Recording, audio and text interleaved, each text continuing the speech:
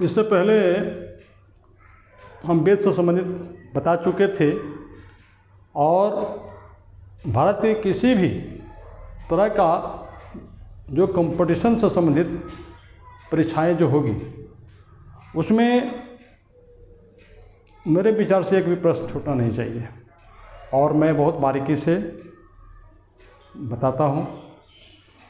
और जैसा मुझे विश्वास है कि जो भी प्रतियोगी परीक्षा की तैयारी में लगे छात्र जो हैं उसको बहुत काम आएगा और मुझे भरोसा है कि आप इस पर ध्यान से फोकस कीजिए। इसमें से मेरे विचार से कोई प्रश्न छूटने की कोई संभावना नहीं है। तो आज हम बताएंगे सामवेद के बारे में कि सामवेद क्या है। तो इससे पहले भी हम चर्चा किए थे कि वेद क्या है, वेद के कितने भागों में बांटा गया है। उसमें जो सबसे प्राचीन जो वेद है ऋग्वेद, उसके बारे में हम पहले चर्चा कर चुके थे। आज हम जो चर्चा करेंगे वह सामवेद के बारे में हम आज चर्चा करेंगे। तो यहाँ पे देखिए वेद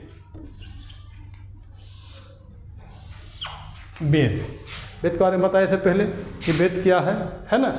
तो यहाँ पर देखिए वेद को 4 भागों में बांटा गया है। इसको जो है 4 भागों में बांटा गया है। पहला जो है ऋग्वेद हो गया, उसके बाद दूसरा जो हो जाता है सामवेद हो जाता है। उसके बाद तीसरा जो है यजुर्वेद हो जाता है और चौथा जो है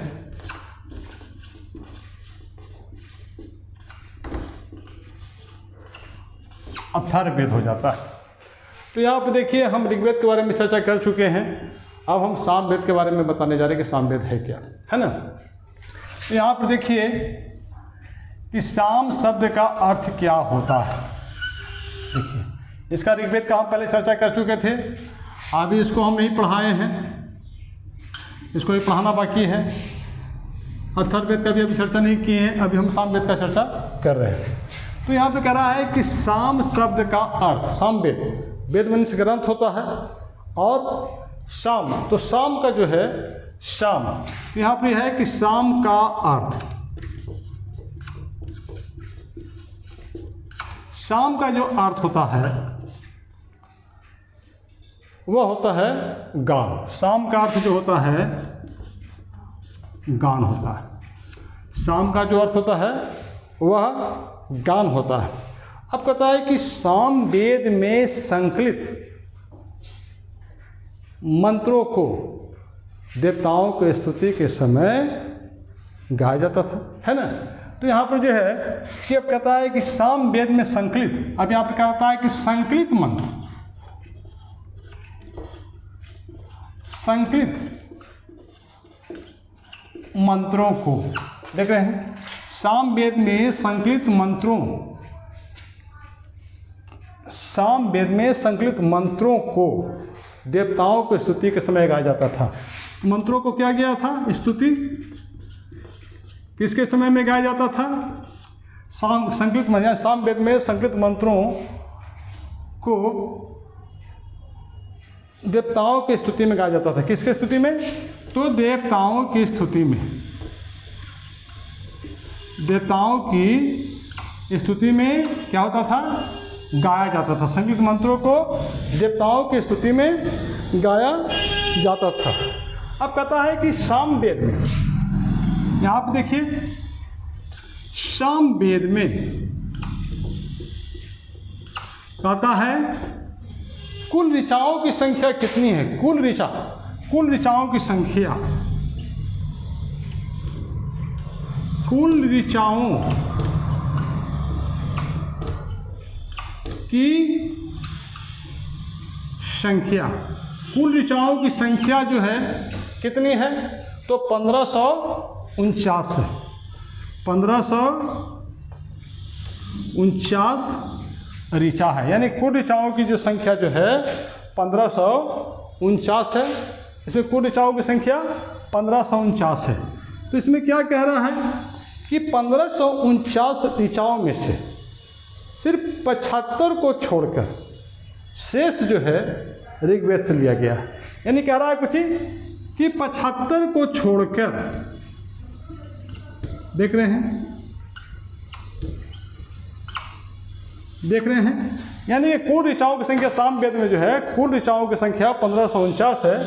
इसमें से 75 को छोड़कर, देख रहे हैं, 75 को छोड़कर शेष जो है,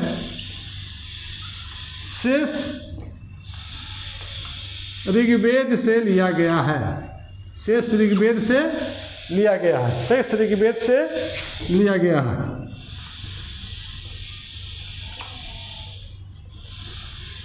शेष ऋग्वेद से लिया गया है। 1549 में से 75 को छोड़कर शेष जो है ऋग्वेद से लिया गया, यानी कि 75 जो है ये सामवेद का मूल ऋचा है और बाकी जो है आपको जो लिया गया है वो ऋग्वेद से लिया गया है। अब यहाँ पर देखिए कह रहा है कि ये ऋचा क्या है। ऋचा का मतलब क्या था, ऋचा किसे कहते हैं, ऋचा है क्या, है ना।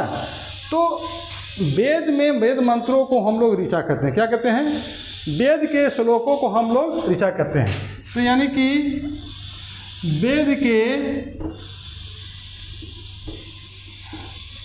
श्लोकों को, देख रहे हैं, वेद के श्लोकों को हम क्या कहते हैं, ऋचा कहते हैं। वेद के श्लोकों को हम लोग क्या कहते हैं, यानी कि इसको ऋचा कहते हैं। वेद के श्लोकों को हम लोग ऋचा कहते हैं।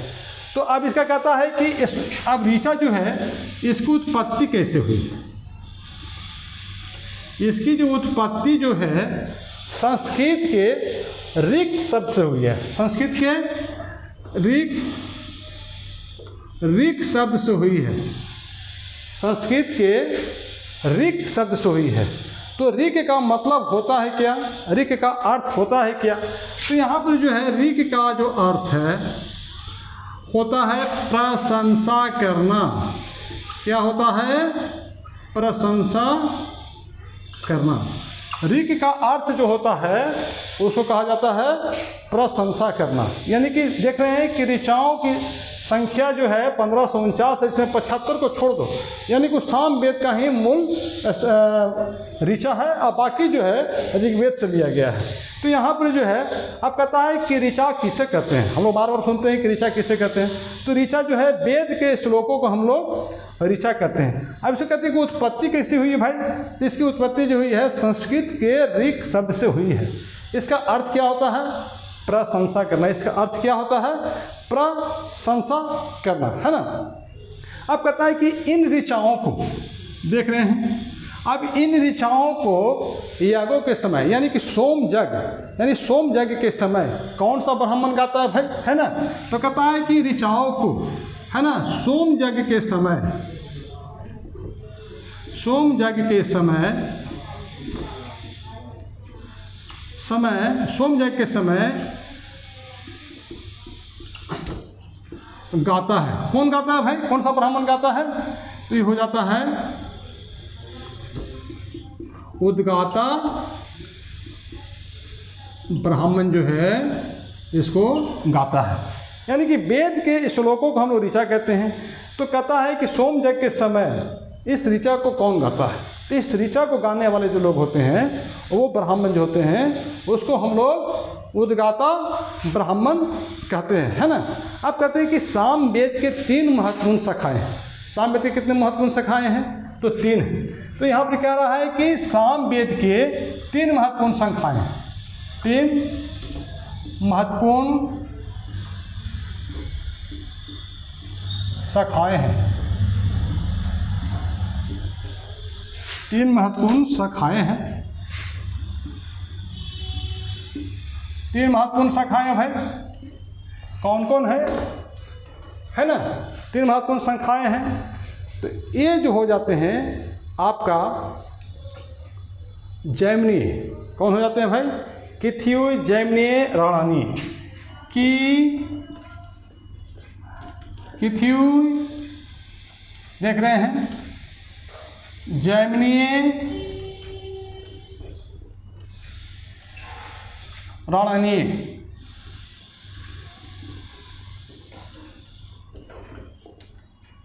राणानीय कौन सा होता है भाई? किथियो, जैमिनीय, राणायनीय, राणायनीय, है ना। तो इसके जो है सामवेद के 3 महत्वपूर्ण शाखाएं हैं, किथियो, जैमिनीय और राणानीय। अब कहता है कि सामवेद का सबसे प्रमुख देवता, देख रहे हैं, सामवेद का सबसे प्रमुख देवता,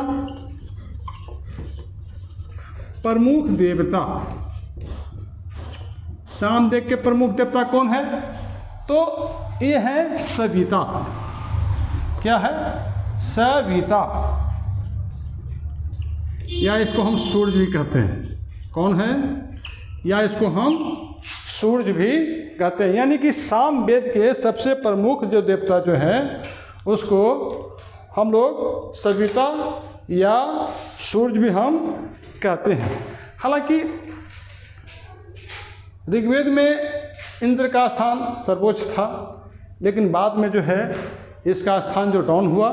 लेकिन इसकी जो चर्चा सामवेद में है इंद्र और सोम का, इंद्र और सोम का भी उल्लेख है।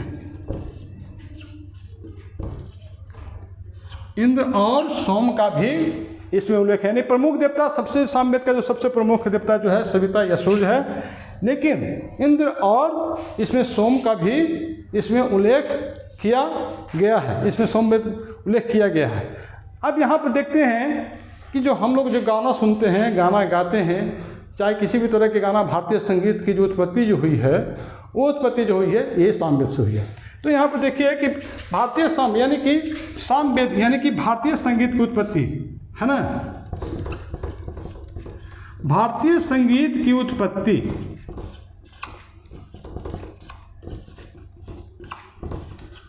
देख रहे हैं, भारतीय संगीत की जो उत्पत्ति जो हुई है वह किससे हुई है? सामवेद से हुई है। जो हम लोग जो गाना गाते हैं, तरह तरह के जो गाना गाते हैं, वो जो है भारतीय संगीत की उत्पत्ति जो हुई है वो सामवेद से हुई है। सामवेद का उपवेद क्या है? इसके उपवेद, इसका उपवेद क्या है? इसका उपवेद क्या है? गंधर्व वेद। इसका उपवेद क्या है? गंधर्व वेद।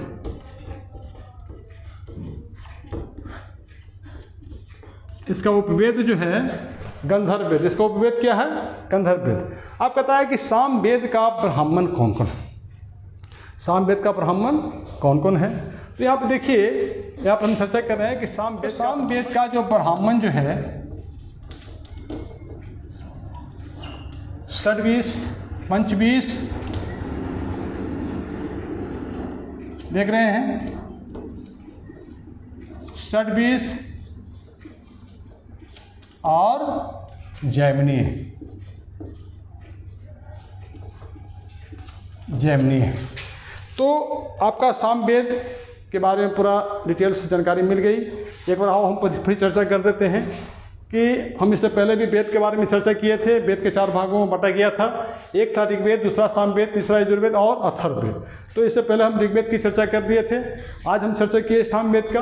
अगला बार हम यजुर्वेद का चर्चा करेंगे और अगला बार उसको हम अथर्ववेद की चर्चा करेंगे। तो यहाँ पर जो है सामवेद के बारे में हम चर्चा करेंगे। वेद जिसको हम ग्रंथ कहते हैं, साम। तो साम का अर्थ जो होता है वो गाना, जो हम लोग गाना गाते हैं, गाना बजाते हैं, गाना गाते हैं, है ना। तो यहाँ पर जो है आपका जो है कि साम, अब इसका जो है कि संकृत मंत्रों, यानी कि उसमें जो मंत्र जो है उसका जो मंत्र को गाने वाला कौन होते हैं भाई?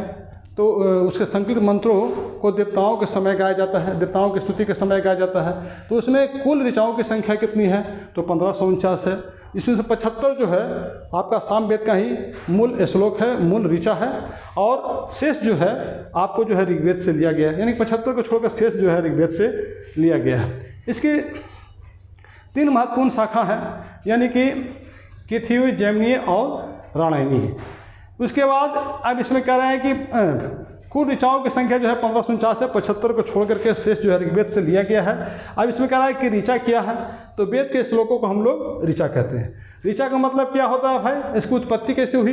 इसका उत्पत्ति ऋक शब्द यानी कि संस्कृत के ऋक शब्द से हुई है। इसका अर्थ क्या होता है? प्रशंसा करना। अब कहता है कि सोम यज्ञ के समय, यानी कि इसका जो ऋचा का जो गान जो गाता है, गाना जो गाता है, वो सोम यज्ञ के समय किसके द्वारा गाया जाता है, कौन ब्राह्मण के द्वारा गाया जाता है? तो उद्गाता ब्राह्मण के द्वारा गाया जाता है ना। अब इसे कहता है कि सामवेद का जो है प्रमुख देवता कौन है? तो सब प्रमुख देवता जो है आपको सविता या सूर्य शो कहते हैं, है ना। हालांकि इसमें जो है इंद्र और सोम का भी उल्लेख किया गया है। उसके बाद कहता है कि भारतीय संगीत की जो उत्पत्ति जो है आपको कहाँ से हुई है? तो आपको सामवेद से हुई है। उसके बाद कहता है कि सामवेद का उपवेद कौन है? तो उसका है गंधर्व वेद है। अगला बार हम आएंगे, जरूर आएंगे, और अगला बार हम चर्चा करेंगे यजुर्वेद का। इसलिए यदि अच्छा लगे तो लाइक सब्सक्राइब जरूर कीजिए, ताकि आपको समय पर नोटिफिकेशन मिलते रहें, हम अच्छे की जानकारी देते रहें। परीक्षा की तैयारी में जो लगे हुए हैं, मेरा भरोसा है कि एक भी प्रश्न से नहीं छूटेगा।